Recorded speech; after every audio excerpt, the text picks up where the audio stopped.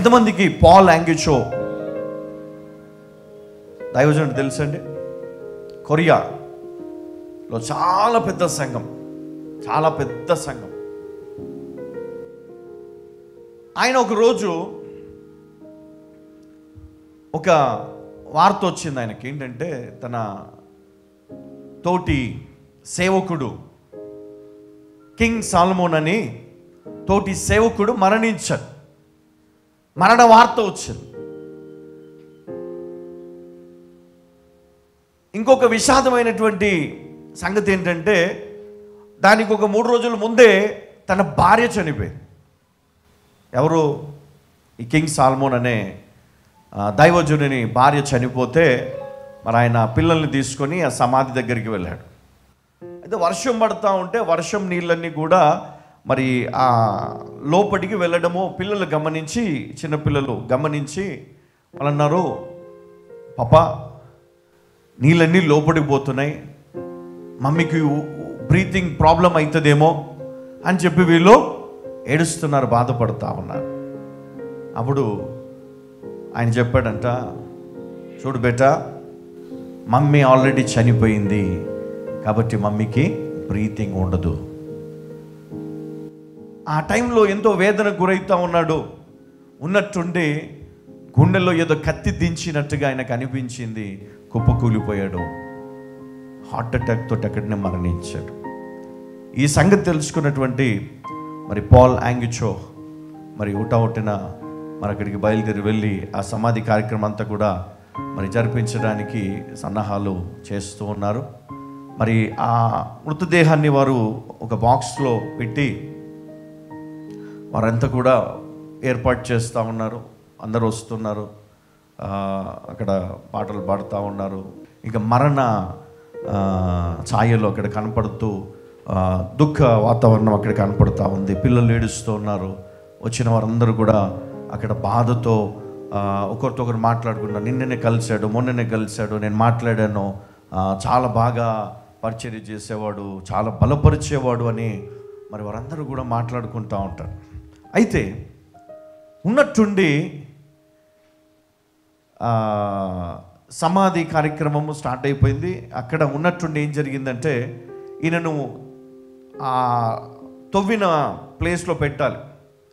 Box close చేసేసారు.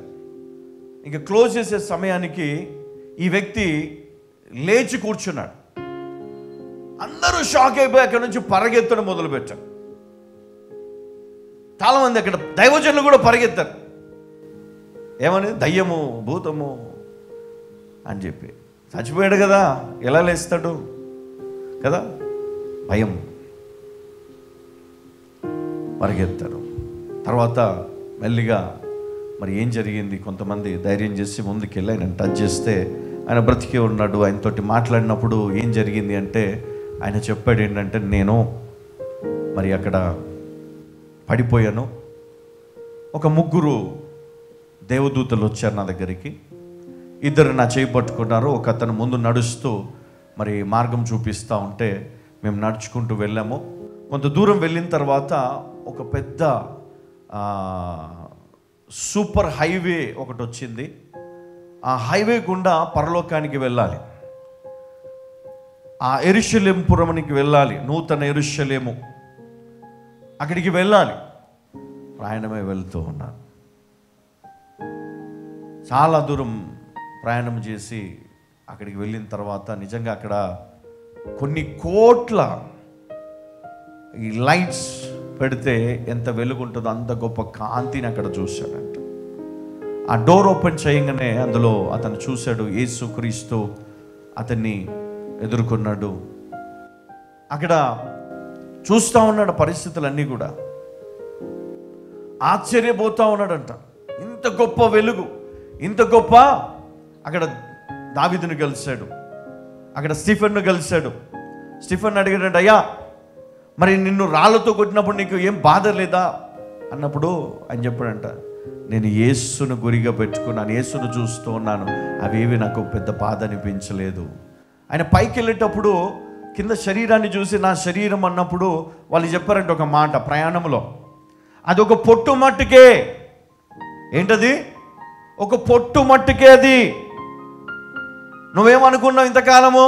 అదే నేను అని నువ్వు అనుకున్నావు, కానీ అది ఒక పొట్టు మట్టుకే అని పైనకి వెళ్ళిపోయిన తర్వాత అక్కడ యేసుక్రీస్తు మరి మాట్లాడి అతన్ని ఇంకా కొంచెం ముందుకు తీసుకొని వెళ్ళిన తర్వాత అక్కడ పెద్ద ఒక పెద్ద మీటింగ్ జరుగుతుంది. మీటింగ్ అంటే కొన్ని వేల మంది అక్కడ ఏం చేస్తాం, పెద్ద ఆడిటోరియం లాగా ఉందంట. అక్కడ అందరూ మోకరించి దూతలందరూ అక్కడ దేవుని ఆరాధిస్తూ ఉన్నారంట. ఆ సింహాసనం పైన ఆ దేవుడు మరి వారు కనపడుతూ ఉన్నారు. వీళ్ళందరూ అక్కడికి వెళ్ళి మోకరించి ఆయన్ని స్తుతిస్తూ ఆరాధిస్తూ ఉన్నారు. ఎంత గొప్ప వెలుగు, ఎంత గొప్ప నెమ్మది, సంతోషము అక్కడ చాలా గొప్పగా అనిపించినప్పుడు మరి అక్కడి నుంచి అది అయిపోయిన తర్వాత మెల్లిగా బయటికి వచ్చిన తర్వాత ఆయన అడిగాడంట యేసుక్రీస్తుని, అయ్యా నా భార్యని చూడొచ్చా అని అన్నప్పుడు ఆయన నడిపిస్తూ తీసుకొని వెళ్ళినప్పుడు ఒక పెద్ద గది, మరి పెద్ద భవనము. అందులో వెళ్ళిన తర్వాత అక్కడ డోర్ ఓపెన్ చేయగానే తన భార్య ఎంతో అందంగా గొప్ప వెలుగుతో నిండి ఉన్నటువంటి తన భార్యను చూసి చాలా ఆశ్చర్యపోయినాడంట. లోపలికి వెళ్ళి ఆ భార్యని చేయి పట్టుకోవడానికి పోతే ఆమె దూరం వెళ్ళిపోయి, నన్ను తాకొద్దు, ఇంకా నువ్వు భూ సంబంధివే. ఆమె మహిమతో నిండిపోయింది. అంటే అక్కడ ఈ మానవునికి ఉన్నటువంటి ఈ తుచ్చమైనటువంటి ఈ ఆశలు కానీ కోరికలు కానీ ఏమి ఉండవు. అక్కడ మహిమతో నిండినటువంటి శరీరమును కలిగి ఉంది ఆమె. అంటే క్రీస్తు స్వారూప్యములోనికి ఆమె వెళ్ళిపోయింది కాబట్టి ఆ మహిమతో ఆమె కనపడుతుంది. అంటే ఈ సంగతులన్నీ పాలంగి చోకు చెప్తా ఉన్నాడు ఆయన భూమిపైన బ్రతికున్నప్పుడు. తిరిగి లేచాడు కదా, ఆ స్టోరీలు ఎలా ఏంటి అంటే చెప్తా ఉన్నాడు. ఈ స్టోరీ అంతా ఇలా జరిగింది అక్కడ. అప్పుడు పాలంగి చోకు ఒకటి గుర్తొచ్చిందంటే ఏంటంటే, ఆయన భూమిపైన ఉన్నప్పుడు ఒకసారి వాళ్ళ ఇంటికి వెళ్ళినప్పుడు ఆమె ఫ్రూట్స్ తీసుకొని వచ్చి అక్కడ పెట్టినప్పుడు ఈయన అన్నాడంట, బా ఎట్లా చేసుకున్నానో ఏమో అంటే ఈయన చాలా అందంగా ఉంటాడంట, ఆమె కొంచెం తక్కువ ఉంటుంది కాబట్టి ఆమెను చూసి ఎక్కిరిచ్చేవాడంట. ఏదో తలరద్దు చేసుకోవాల్సి వచ్చింది అన్నట్టుగా మరి మాట్లాడినంట. మరి ఇప్పుడు ఏమేమన్నాడు, ఎంతో గొప్ప సౌందర్యవంతురాలా కనబడుతుందంట ఆమె, అందగత్తెలాగా. నేను షాక్ అయిపోయినాడు నిజంగా. మరి ఆమె అన్నదంట, నిన్ను ఇక్కడికి తీసుకొచ్చింది ఈమె కోసమే, నేను తీసుకొచ్చిన అన్నాడంట. ఈమె అడిగింది కాబట్టి నేను పైకి తీసుకొచ్చినాం. అయితే పరలోకములో ఆ వాతావరణం చూసినప్పుడు ఈయనకి చాలా ఆశ కలిగిందంట. ఈయన ఇంకో కొంతమందిని దర్శించాలనుకున్నాడంట. అంటే ఇంకో కొంతమంది ఈయన సంఘంలో ఉన్నవారు ఒకరు చనిపోతే మరి ఆమెను కలవాలనుకున్నాడు. వెళ్తూ ఉంటే ఆ ఇంటిని చూడడం జరిగిందంట. ఆమె చాలా పెద్ద భవనం. మరి ఆమె సంఘంలో ఉన్నప్పుడు ఆమె పరిస్థితి ఏంటి తెలుసా, కానుకలు వేయడానికి 10 రూపాయలు కూడా ఉండేవి కాదంట. కానుక వేయడానికి పక్కనున్న వాళ్ళని బతిమాలి కొంచెం ఒక 10 రూపాయలు ఉంటే మళ్ళీ వచ్చే వారం ఇస్తా అని అడుక్కొని ఆమె వేసేదంట. అట్లాంటిది ఆమె ఇల్లు ఎట్లుందంట, అక్కడ పెద్ద భవనం, ఆమె పరిస్థితే వేరక్కడ. మరి ఈయన ఇల్లు చూద్దామని ఆశ కలిగిందంటే, ఈ ఇల్లు చూస్తే ఇంకా అండర్ కన్స్ట్రక్షన్లో ఉందంట, చాలా చిన్న ఇల్లు. అప్పుడు అటెండ్ చేసయ్యా, అయ్యా మరి ఏందయ్యా, మరి నేను ఇంత సేవ చేస్తుంటే నా పరిస్థితి ఏంది, వీళ్ళ పరిస్థితి ఏంటి?